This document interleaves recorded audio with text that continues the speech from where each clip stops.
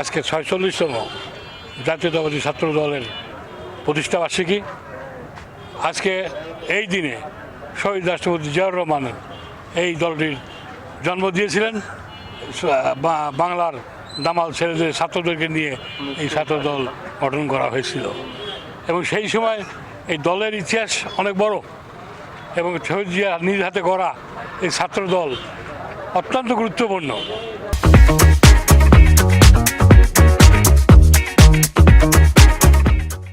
এই ছাত্রদল দ্বারাই এই ছাত্রদলের নেতারাই 1990 সালে স্বৈরাচারের সাথে পতন ঘটিয়েছিল।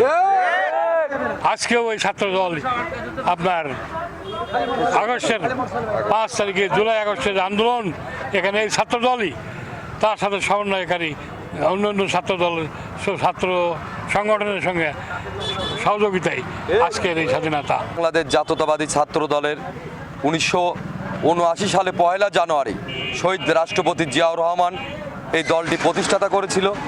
এই বাংলাদেশ জাতীয়তাবাদী ছাত্র দল পৃথিবীর ইতিহাসে দক্ষিণ এশিয়া মহাদেশের সর্ববৃহৎ ছাত্র সংগঠন।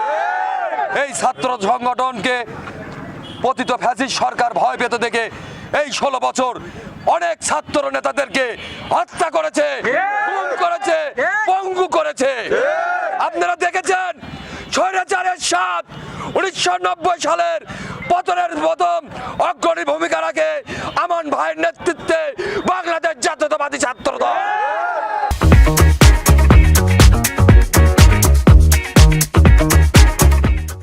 আজকে ছাত্র দলের 46তম প্রতিষ্ঠা বার্ষিকীতে আমি মনে করি যে আজকে সারা বাংলাদেশে যে আনন্দমুখর পরিবেশ, নতুন বছরের আবার প্রতিষ্ঠা বার্ষিকী এই ছাত্র দলের জন্য একটা সুখবর বয়ে এনেছে।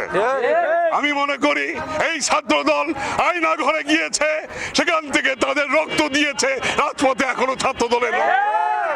তাই আমি বলবো, আবার যদি কোন রকম ষড়যন্ত্র হয় এই দেশ নিয়ে, এই ছাত্র দল আবার ঢাকা পরিশেষে আমি বলবো ছাত্র দলের প্রতিষ্ঠা বার্ষিকী সফল হোক, সার্থক হোক।